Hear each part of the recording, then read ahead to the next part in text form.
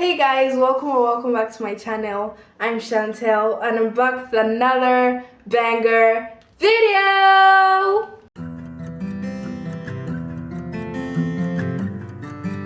I know it's been a while and I'm here to stay. First of all, I just want to give a shout out to everybody that has been checking on my channel and checking in on me. I just want to say thank you. For the past few months, I have been completing my final exams in secondary school and I haven't gone to university yet, but I've been applying and I've successfully gotten admission into university, and now I'm just waiting for the university to open. But that aside, I decided to give you guys a little story time on what I have been going through this past few months, like in school. And I just thought I would give you guys a little story time. If at the end of the video you guys want more, just comment that.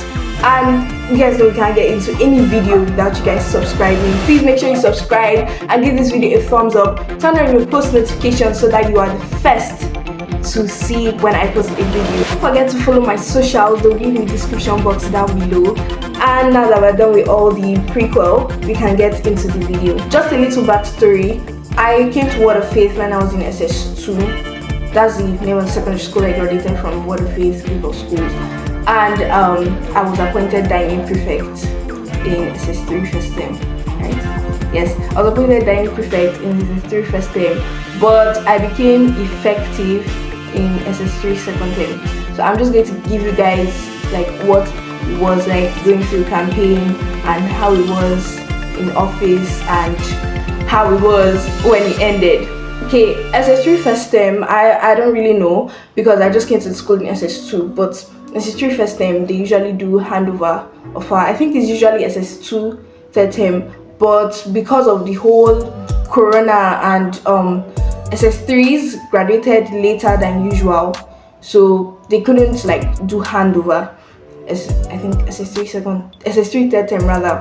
So SS3 first term was when they did handover. So I've always wanted to be a prefect right from junior school. I've always wanted to be a prefect before I changed schools. My former school, they did appointment and not election, so I was always like, I wanted to be timekeeper, so I always wore watches around the teachers that were supposedly on the board. I always wore watches, but I changed school, and apparently in my new school it was election, and it wasn't based on who could do the job. It was based on who was more popular. And I guess I was popular a little bit, not really that much, but a little bit. I was friendly with people, so it was easy for me to get votes. Initially, I wanted to go for assembly prefect, but things changed. So let me just give you guys the story.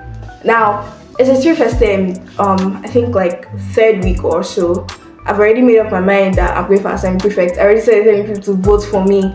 I didn't even care about who was running against me because I was just like, okay, at least I've started campaigning before the person. I don't think I'm going to use anybody's real name here in this story. So I found out the people that were going against me, and I think I tried to appeal to them to drop because they were also very popular. I tried to appeal to them to drop, or like, you know, just calm down with their campaigns so that I could win, that kind of thing. It was all just play. So SS3 first term, the class prefects of every class compiled names of prefects, like people that wanted to be prefects. So I think it was 10 from every class. So I made sure the person that was doing mine put my name inside. And so we were just going to do a trial period before they started the real screening. That's how it was going. So you just lead devotion in the morning because my school was a Christian school.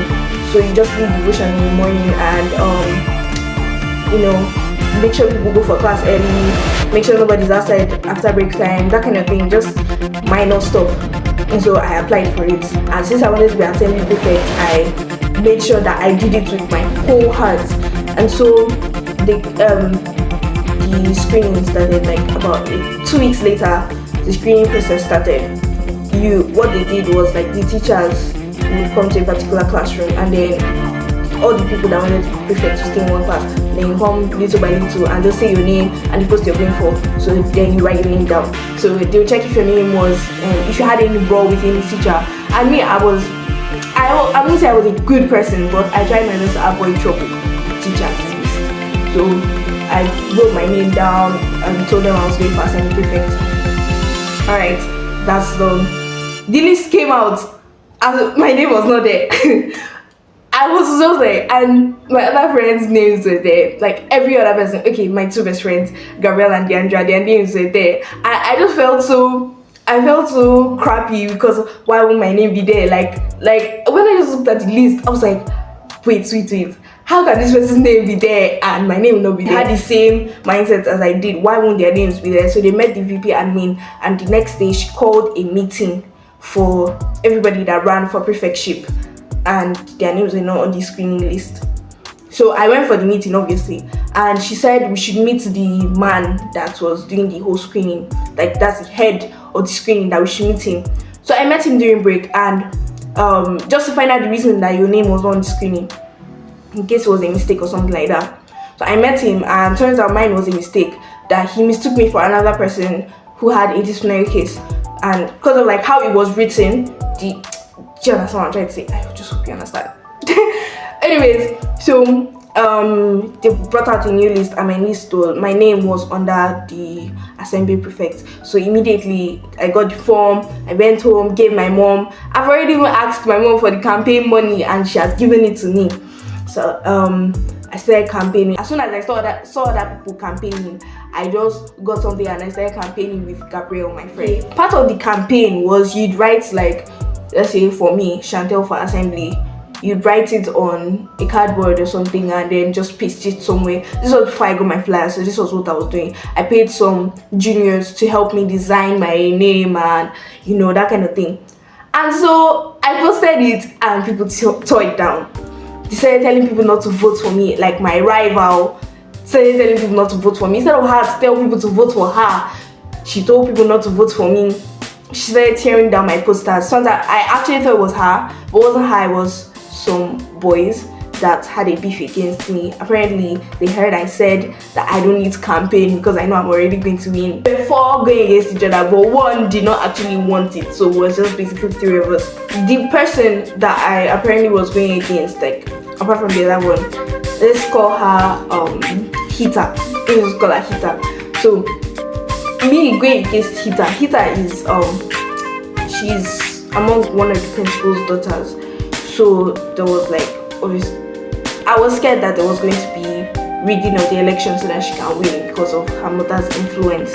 Anyways, so obviously I'd campaign even more so that I can try and beat that rigging. If there was even going to be a rigging, I can try and beat that rigging. Do you understand? So this boy said that I said I don't need to campaign against her because I know I'm going to win.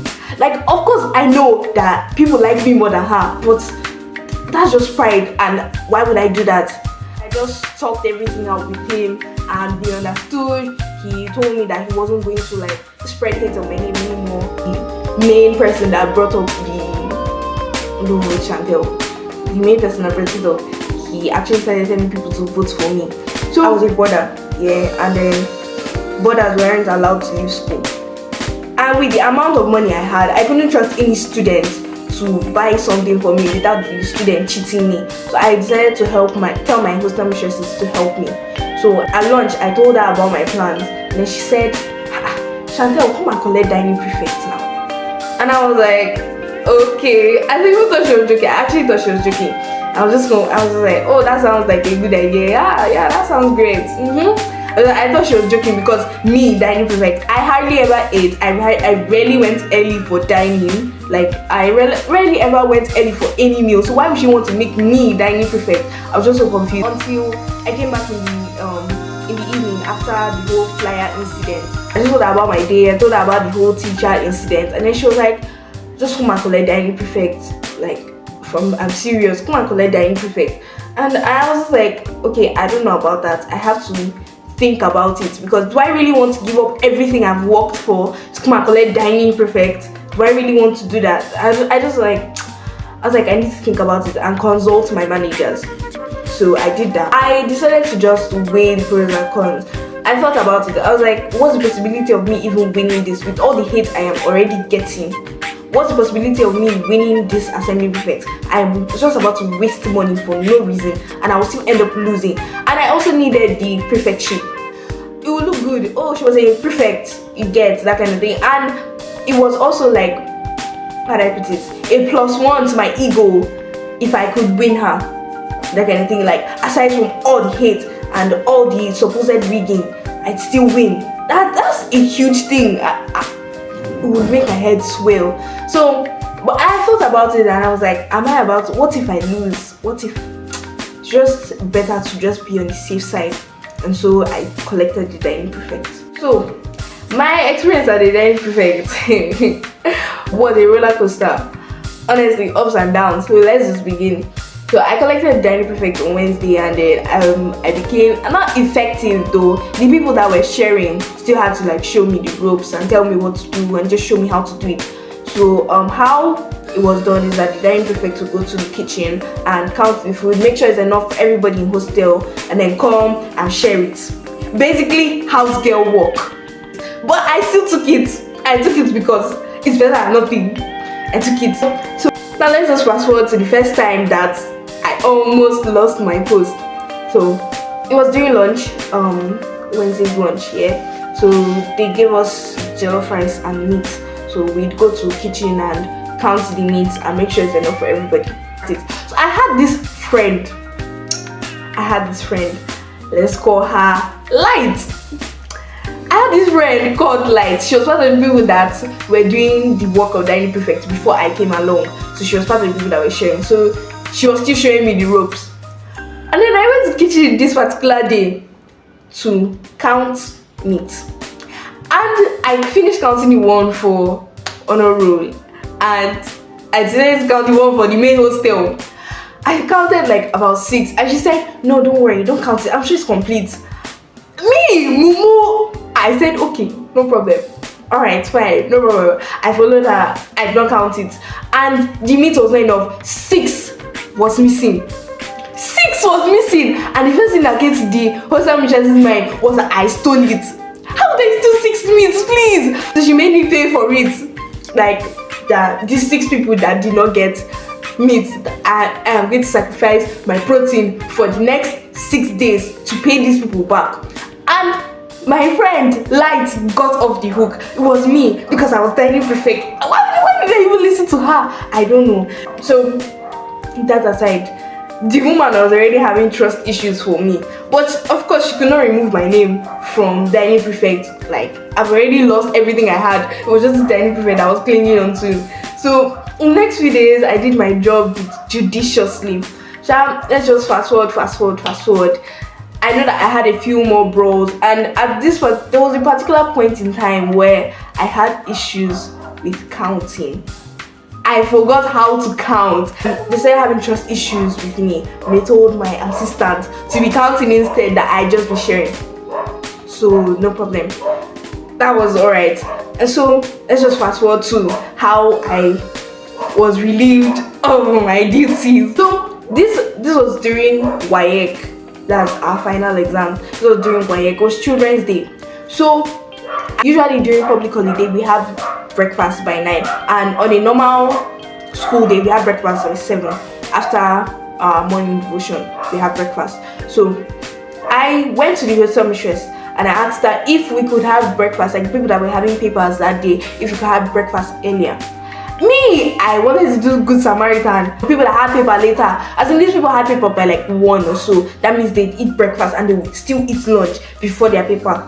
That kind of, I was just trying to do Good Samaritan, you know, they're my set mates, let me just do this one for them, that kind of thing. So I did it for them, and I did it for just 3 too. They were also writing external exam. So I counted, I think we were 27 or so.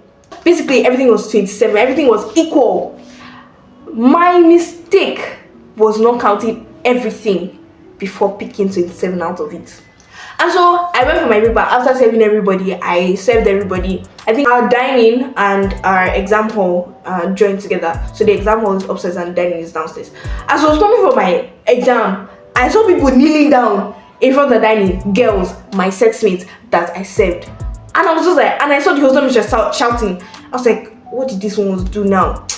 That was not my business. It's technical drawing that we're having. So that was just all I was thinking about. That exam, I went to class, and then they told me that someone stole 10 donuts. Hey God, 10 donuts. Now, of course, I'm the first suspect because I'm the only one that went to kitchen. And I went for lunch that day. I think I went to kitchen.